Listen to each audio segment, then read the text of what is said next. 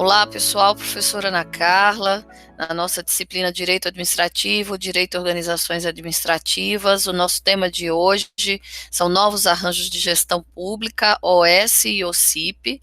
O convidado de hoje é o professor João Marcelo, que também é professor de Direito Administrativo na Unifor, em Fortaleza, no Ceará, e ele vai trazer para a gente a experiência dele como procurador federal e como professor de Direito Administrativo nos temas de administração pública e modelagens de relação entre o setor social e o setor público. Professor João Marcelo, seja muito bem-vindo. Primeiramente, a Universidade de São Paulo agradece o seu convite para você dar essa aula aqui para os nossos alunos de gestão de políticas públicas. E seja bem-vindo. Antes de começar a sua fala, queria só destacar que os nossos alunos são alunos de gestão de políticas públicas, não são alunos exclusivamente de direito, embora tenha alguns alunos de direito que façam essa disciplina como eletiva. Então, sempre o enfoque do direito administrativo, como é que ele impacta a ação do gestor, né? Seja as escolhas públicas, né? Como que o OS e o CIP é um tema que pode parar na mesa de um gestor. Então, seja as escolhas públicas, sejam os efeitos disso nas políticas públicas da cidade. Muito obrigada mais uma vez, e a sua casa também é a Universidade de São Paulo, a partir de agora.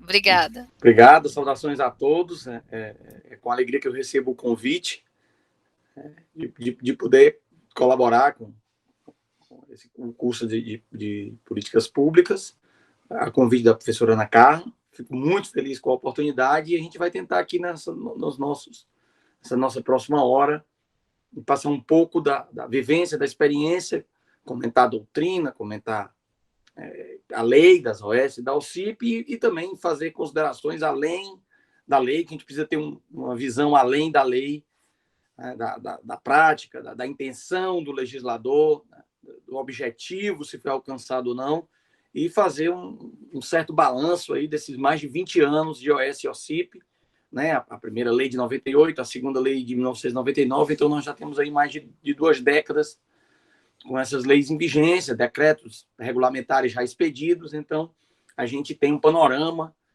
dessa forma de pensar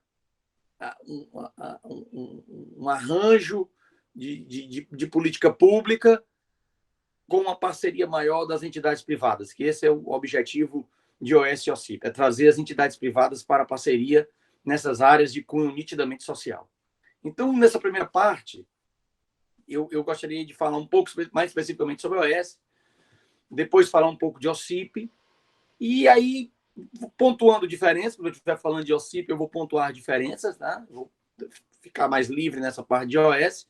Quando eu falar de OCIP, vou pontuar algumas diferenças, para no terceiro bloco a gente falar das intenções e dos objetivos das normas, do novo arranjo propriamente dito, para numa outra oportunidade, né, nos minutos finais, a gente desenvolver algum debate, trocar algumas informações, perguntas, esse tipo de coisa. Então, eu queria falar primeiro da OS, que é a 9637 de 1998, e, basicamente, eu preciso começar falando que as organizações sociais, a OS, a gente vai falar em sigla, né, para a gente ganhar tempo, então eu vou, a partir de agora, doravante, eu vou tratar como OS os arranjos de gestão conjunta dos serviços sociais entre poder público e entidades privadas, que são feitas na forma do contrato de gestão. A partir de agora, a gente vai falar de OS. Né? Então, OS, eu vou fazer uma correspondência inafastável entre a organização social e o contrato de gestão. A partir de agora, o que a gente vai falar é basicamente como esse contrato de gestão vai fazer essa parceria entre o poder público e as entidades privadas. Só para ter uma ideia, só para a gente começar, a OS e a OCIP, elas fazem parte do Programa Nacional de Publicização. Eles vêm na esteira da década de 90. Na década de 90 eu tenho a reforma do Estado brasileiro, né? E na reforma do Estado brasileiro existiu o campo da privatização e o campo da publicização. Na privatização, o que era de serviço público prestado por entidades da administração indireta foi concedido, passou a concessão, o Estado não perdeu a titularidade, mas a execução passou para empresas privadas. E há um outro lado dessa reforma do Estado da década de 90, que é o programa de publicização, é trazer entes privados para dentro da gestão de serviços públicos. Né? Essa era uma ideia. A gente vai ver lá na frente que essa publicização, em algumas situações, ela tem um caráter de privatização também. É uma coisa meio dúbia e a gente vai entender, quando a gente terminar de falar de OS e OCIP, a gente vai entender essa questão da dubiedade. Mas a ideia é fazer um programa nacional de publicização. Então, eu tenho a privatização, década de 90, reforma administrativa, curiosamente, quando a gente fala, a gente não usa a expressão reforma administrativa para reforma da década de 90. A gente, doutrinadores, a mídia em geral, a jurisprudência, quando vocês forem ler qualquer texto, eles vão falar reforma do Estado. Quando se falar em reforma administrativa, está se referindo a servidores públicos. Mas quando se falar em reforma do Estado, aí está se falando do tamanho e do papel do Estado. Quantidade de empresas estatais, privatização. Então, a esse tipo de reforma se chama reforma do Estado. E quando vocês ouviram falar reforma administrativa, é porque está se falando de carreiras de servidores públicos. Tá? Tem essa diferença aí no jargão utilizado. E esse jargão não é utilizado pelos juristas, pelos doutrinadores de direito, não. Ficou popularizado na mídia, né, para o público em geral. Então, na década de 90, o que aconteceu foi uma reforma do Estado. Dentro dessa reforma do Estado, privatizações, não é o nosso objeto, e a publicização, que dá origem à Lei 9637 de 98 e a 9790 de 1999. Na 9637 de 98, que é a lei que cria, estabelece o regime das organizações sociais, né? Não cria, mas estabelece um regime de organizações sociais, a gente tem a figura do contrato de gestão. O contrato de gestão, como o próprio nome está dizendo, ele significa que determinadas entidades privadas sem fins lucrativos passam agora a gerir serviços públicos ou atividade de grande relevância social. Mas, basicamente, é a questão de serviços públicos que eram prestados por empresas públicas ou por órgãos públicos, da própria administração direta, ou entidades da administração indireta.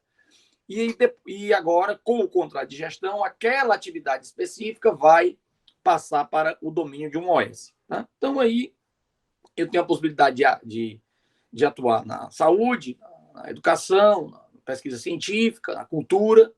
São áreas de nítido caráter social que estão lá definidas na Lei 9637. Né?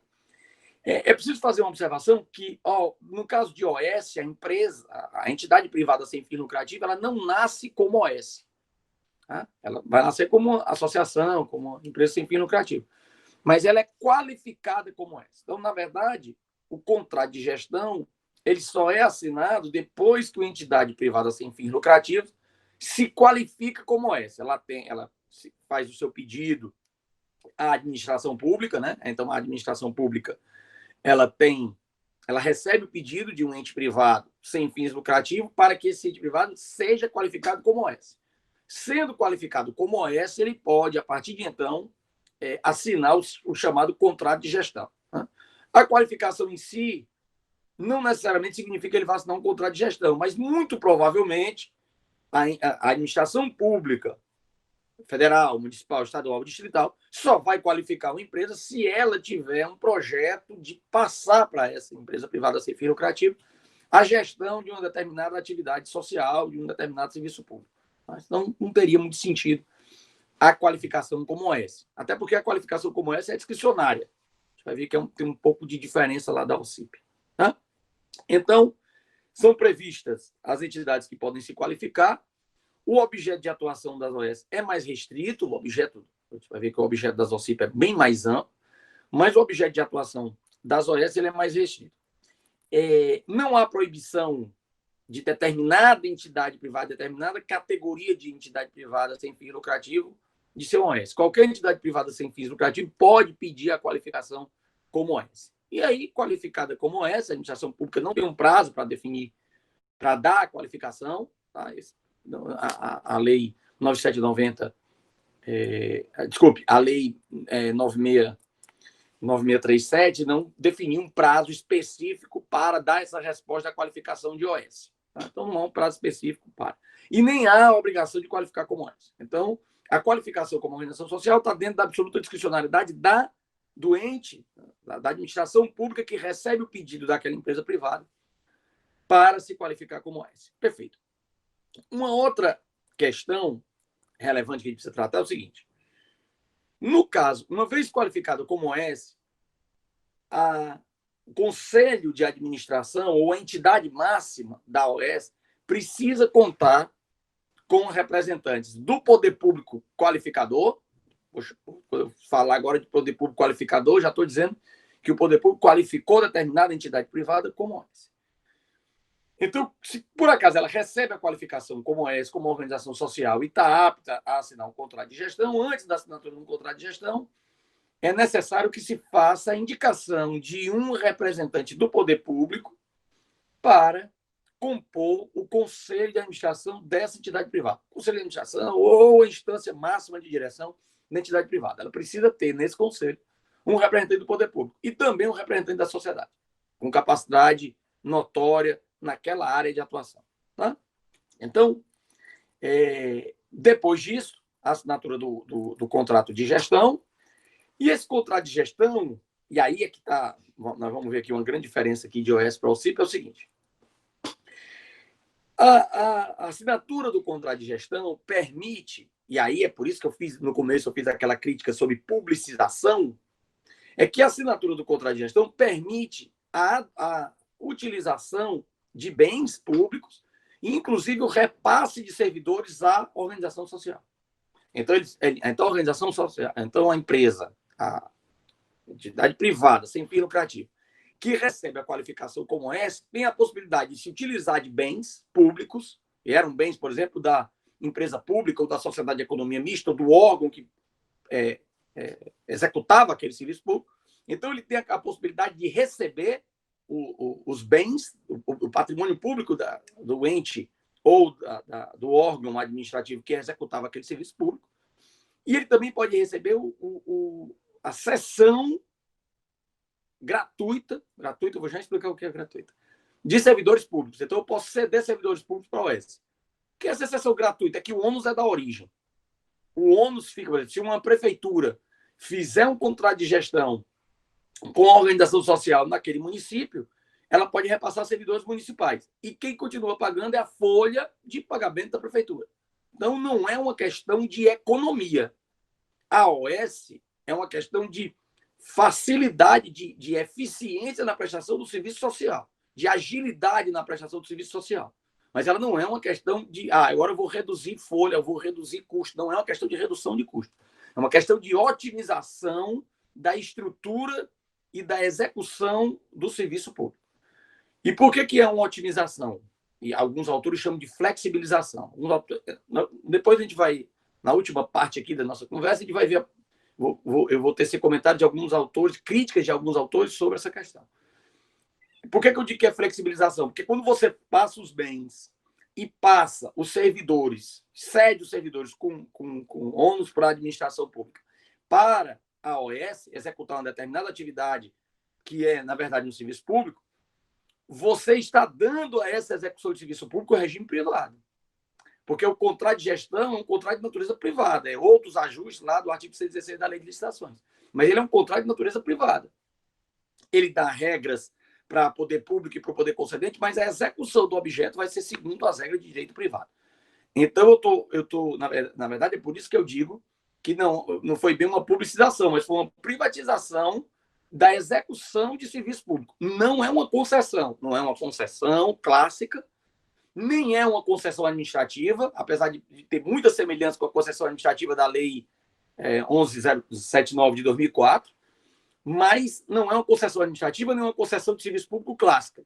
É uma forma de gestão do serviço público, gerida agora por um ente privado, com a flexibilidade do direito privado, mas com o uso de bens e servidores públicos, com a possibilidade do uso de bens e servidores públicos. Na verdade, a gente vai ver, quando a gente estiver falando de OCIP, a gente vai ver que as exigências para o OCIP são tão grandes e as exigências para a OS são tão menores que a OS pode, a entidade privada sem fim lucrativo pode estabelecer como OS sem estrutura e receber toda a estrutura do poder público. Ela pode receber o local, o imóvel, público para atuar naquela área social e pode receber os servidores para isso.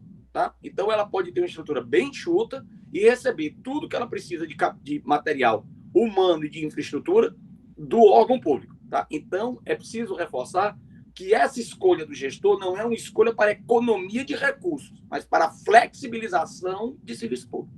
Se ele pensar em economia de recursos, ele tem que pensar em soluções internas.